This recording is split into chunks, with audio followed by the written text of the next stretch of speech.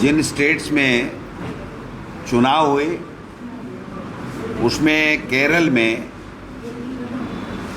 हमारे गठबंधन ने, कांग्रेस के गठबंधन ने, यूडीएफ ने भारी बहुमत के साथ में वहाँ पर सत्ता मिली है। हमारे नेता राहुल गांधी जी, हमारे राष्ट्रीय अध्यक्ष खड़गे साहब, वहाँ पर वेणुगोपाल जी, हमारे संगठन महासचिव प्रियंका गांधी जी, और राजस्थान से भी विशेष ऑब्जर्वर हमारे सचिन पायलट जी वहाँ पर लगाए गए थे। तमाम लोगों ने वहाँ पर जाकर के मेहनत की और वहाँ पर 10 साल बाद में पुनः कांग्रेस को सत्ता मिली है। निश्चित रूप से इस देश में इस समय, मौजूदा समय में, जब केंद्र की सरकार एसआईआर के माध्यम से वोट चोरी कर रही है, इनकम टैक्स, ईडी, सीबीआई का दुरुपयोग कर रही है, पार्टियों को तोड़ने का काम किया जा रहा है, धन बल का दुरुपयोग कर रहे हैं, पूरा इलेक्शन कमीशन उनके साथ में मिला हुआ है, सबके बावजूद केरल में कांग्रेस का बहुत अच्छे बहुमत के साथ में सत्ता में आना, मैं समझता हूं कि ये लोकतंत्र की जीत है। वहां के लोगों ने दिलेरी के साथ में कांग्रेस की आइडियोलॉजी को, कांग्रेस की विचारधारा को पसंद किया और 10 साल के जो लेफ्ट के सरकार थी उससे उनको छुटकारा मिला। पश्चिम बंगाल में भी चुनाव हुए, हालांकि वहाँ पर कांग्रेस ज़्यादा नहीं थी, लेकिन जो पश्चिम बंगाल के अंदर हुआ है उसके ऊपर हमें सबको चर्चा करने की आवश्यकता है कि किस प्रकार लोकतंत्र की हत्या की जा सकती है सरकार के संसाधनों और संस्थाओं के दुरुपयोग से। एसआईआर के माध्यम से आपने देखा होगा कि महासाजिश की गई, 1,36,00,000 लोगों को नोटिस दिए गए, 30 लाख के लगभग लोगों को वेटिंग लिस्ट में डाला गया, अपील का पूरा समय नहीं दिया गया, सुप्रीम कोर्ट तक इस तरीके से पैरवी की गई सरकार की तरफ से और चुनाव आयोग की तरफ से कि कह दिया आपकी बार एक बार नहीं दोगे तो क्या अगली बार दे दोगे। ये बात भी आप सबके सामने, हमारे सबके सामने आई है और निर्णयाधीन श्रेणी में डाल दिया। ये कौन सी श्रेणी होती है भाई? क्या अब सुप्रीम कोर्ट उन विधानसभा क्षेत्रों में जहां पर ये जो नाम निर्णयाधीन कैटेगरी में डाल करके और उसके अगर जीत का अंतर इससे कम है तो क्या वहां पर इन लोगों को दोबारा वोट का अधिकार मिलेगा या वहां पर दोबारा चुनाव होंगे? 438 अधिकारियों को वहां पर चेंज किया गया चलते चुनाव में। क्या वो सारे टीएमसी के इशारे के ऊपर नाच रहे थे? तो फिर आपके वहां पर जहां बीजेपी का शासन होता है, क्या वहां पर चुनाव आयोग ने कभी भी एक भी अधिकारी को चेंज किया है क्या? यहाँ चीफ सेक्रेटरी भी चेंज हो जाए, डीजीपी भी चेंज हो रहा है, कलेक्टर भी हो रहे हैं, एसपी भी हो रहे हैं। चलते चुनाव में जो डिप्टी जो डीजीपी है, शांतनु कुमार क्या नाम है, उनके यहाँ ईडी की रेड डाली गई है चलते चुनाव में 2 दिन पहले, काउंटिंग से पहले। जो वहाँ पर आईपेक कंपनी जो उनका इवेंट मैनेजमेंट और जो पॉलिटिकल मैनेजमेंट देखती थी, उसका पूरा रिकॉर्ड ले लिया गया, उनके लोगों को जेल में डाल दिया गया, पूरा डाटा लेकर के उसका दुरुपयोग किया गया, पता लगा लिया कि कहाँ कौन बंदा किस में दम है, कौन किस तरीके का आदमी है, किसके पास कितने वोट हैं, कौन वहाँ पर एजेंट नियुक्त होगा, वो सारा का सारा डाटा ले लिया गया। और जिस प्रकार से धन बल का दुरुपयोग किया गया, मैं समझता हूं कि एसआईआर, संस्थाओं का दुरुपयोग, शस्त्र बल 2,30,000 के लगभग केंद्रीय सशस्त्र पुलिस बल, सीआरपीएफ के जवान। अब आप देख सकते हो कि कहीं और दूसरी जगह हुआ ऐसा काम? क्या दूसरे किसी स्टेट में बीजेपी का शासन और वहां पर इन्होंने किया है? तो आप समझ सकते हो कि किस प्रकार से लोकतंत्र की लूट हुई है, वोटों की चोरी हुई है और ये सत्ता लूटी गई है। हम तो ममता जी के साथ भी नहीं थे, हम तो बीजेपी के साथ भी नहीं थे, हमारा इंडिपेंडेंट लड़ रहे थे, हमारा वहाँ पर ज़्यादा कोई था नहीं। चलो कोई बात नहीं, 2 सीटें आई, लेकिन ये देश के लिए कितना खतरनाक है ये बात समझनी पड़ेगी। और यहाँ मुख्यमंत्री जी वो क्या जाला पूड़ी खा रहे हैं, जालीपूड़ी, क्या नाम है उसका, झालपूड़ी। अरे आपका क्या योगदान है? एक दिन मोदी जी की सत्ता हट जाने दो, उसके बाद में झालपूड़ी याद ही नहीं आएगी आपको। तो सवाल ये है कि किस प्रकार से लोग बाग ये नौटंकी करते हैं, नाटक करते हैं, सत्ता का दुरुपयोग करते हैं। वोटों को डालने ही नहीं दिया गया। आसाम में देखो आप किस प्रकार से एक मुख्यमंत्री गुंडई भाषा का प्रयोग करता है, किस प्रकार से लोगों को डराता है, धमकाता है, किस प्रकार वहां भी डिलिमिटेशन जो हुआ सारी नियमों की, कानून की धज्जियां उड़ा दी गई।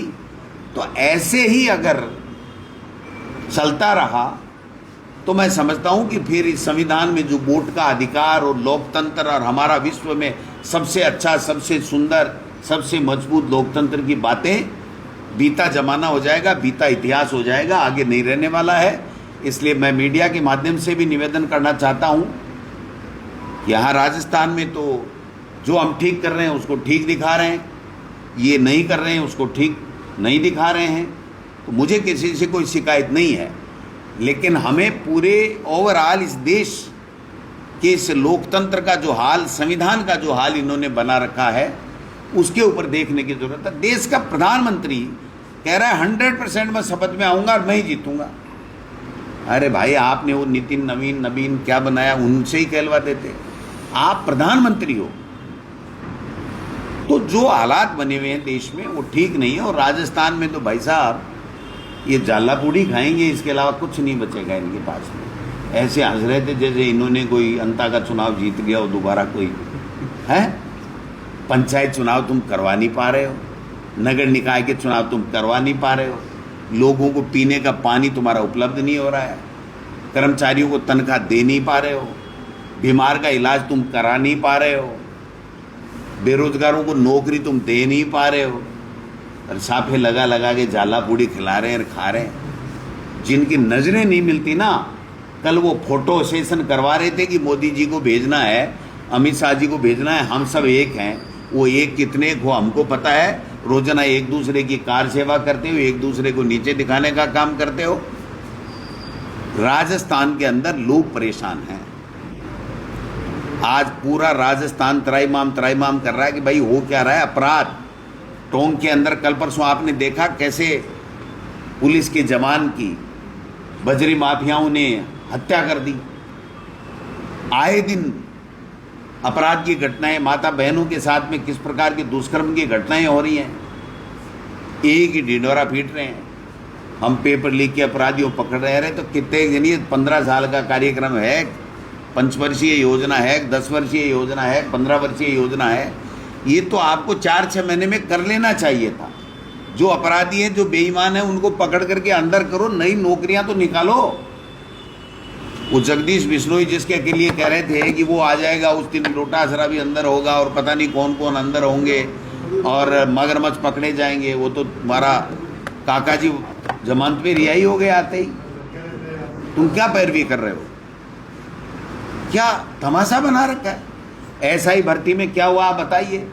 जो हम पे आरोप लगाए थे, 2.5 साल तक, 2.25 साल तक निर्णय नहीं कर पाए। कोर्ट को आखिर में निर्णय करना पड़ा। लेकिन इसमें भी एक सवाल है कि आपने उन लोगों को विश्वास दिलाया था कि जो ईमानदारी के साथ में दूसरी सर्विस से आकर के, नौकरी से आकर के ज्वाइन किया है, और जो ओवर एज हो रहे हैं उनकी एज के बारे में रिलैक्सेशन देने की बात थी, और उनके लिए वापस क्या करना है इसके बारे में तो सरकार निर्णय नहीं ले पाई। ठीक है, बेईमानी हुई, सुप्रीम कोर्ट ने कह दिया। अब दूसरा कोई ऑप्शन अगर कोई बात करे कि ऐसा नहीं तो मैं नहीं मानता, उसकी ज़रूरत नहीं है। सुप्रीम कोर्ट माननीय सर्वोच्च न्यायालय ने जब कह दिया कि ये सारी भर्ती निरस्त होगी तो निरस्त होगी, और हो गई, कोई दिक्कत नहीं, हम भी इसका स्वागत करते हैं। लेकिन सवाल ये है कि जिन बच्चों ने मेहनत से, चाहे उनमें एक भी बच्चा मेहनत से पास हुआ होगा, एक भी बच्चे की पहले की नौकरी छूट गई हो, दोबारा उसने अपनी मेहनत से नौकरी ली थी, अगर वो एक भी है तो उसके बारे में सरकार का क्या निर्णय, ये मैं पूछना चाहता हूँ। उसके साथ में अन्याय नहीं होना चाहिए। प्राकृतिक न्याय है कि अगर 100 अपराधी में से एक निर्दोष भी हो तो वो 99 को है, लेकिन उस एक के चक्कर में छूटे तो छूटे, लेकिन वो नहीं जाना चाहिए। ये न्याय का सिद्धांत है। अब चूंकि भर्ती निरस्त हो गई, जल्दी से जल्दी नई भर्ती कराओ, लेकिन इनमें जो ईमानदार लोग हैं और जिनकी एज और हो गई है, उनके लिए आप क्या व्यवस्था कर रहे हो? इस तरीके का कोई बयान आज तक मुख्यमंत्री जी का नहीं आया। कि रूडी जी बयान देते हैं, इसके अलावा तो कोई देता नहीं है। तो मैं ये कहना चाहता हूँ कि जो वर्तमान में जो परिस्थितियाँ इस राजस्थान के अंदर बनी हुई हैं, उनके ऊपर इनका कोई फोकस नहीं है।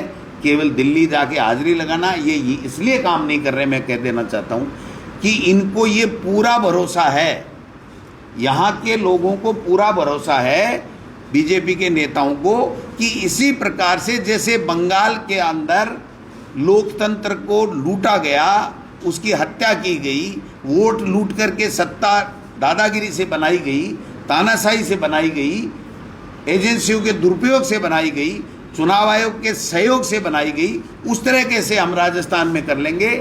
कान खोल के सुन लो बीजेपी वालों, ध्यान दे सकते हैं, लेकिन इस बाबा साहब के संविधान पे आंच नहीं आने देंगे। और बाबा साहब के संविधान ने ये वोट का जो अधिकार दिया है, उस वोट के अधिकार पे चोट नहीं करने देंगे। आपकी साजिश हमने SIR में भी नहीं चलने दी, आपकी साजिश आगे वाले चुनाव में भी नहीं चलने देंगे। जान देनी पड़े, लेकिन राजस्थान के लोगों का जो वोट का अधिकार है, उसका सदुपयोग वो अपना उपयोग करें। ये व्यवस्था हम राजस्थान के अंदर कांग्रेस पार्टी का तमाम कार्यकर्ता करेंगे। मैं समझता हूँ कि आज ये खुश तो हो रहे हैं, लेकिन इनको कोई पूछे कि भाई हमारा तो इन में से एक भी मुख्यमंत्री नहीं था, फिर भी हमारा तो एक मुख्यमंत्री बना है। तुमने तो वहाँ पर तो लूटा है बंगाल में, तो बंगाल का तो मतलब मानो ही मत कि बंगाल में जनता ने फैसला किया हो। अब आप अगर उसकी रिपोर्ट है मेरे पास में, अगर मैं बताऊं तो आप समझोगे 91 लाख हटाए, 31 लाख से ज़्यादा मुस्लिमों को अंडर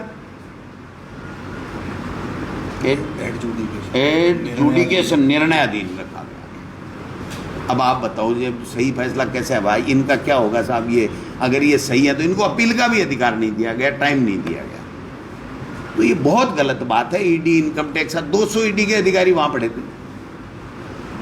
तो भाई बंगाल में अभी क्यों गए, पहले क्यों नहीं गए? बेईमान पूरे देश के अंदर बीजेपी का एक भी नेता बेईमान नहीं है, एक भी भ्रष्टाचारी नहीं है। हद भी हो गई मतलब। तो ये बात करने के लिए हमने आपसे, आज आप आए हो तो हमने सोचा कि आपसे बात कर लें। अगर कोई बात आपके दिमाग में है, संगठन बड़ा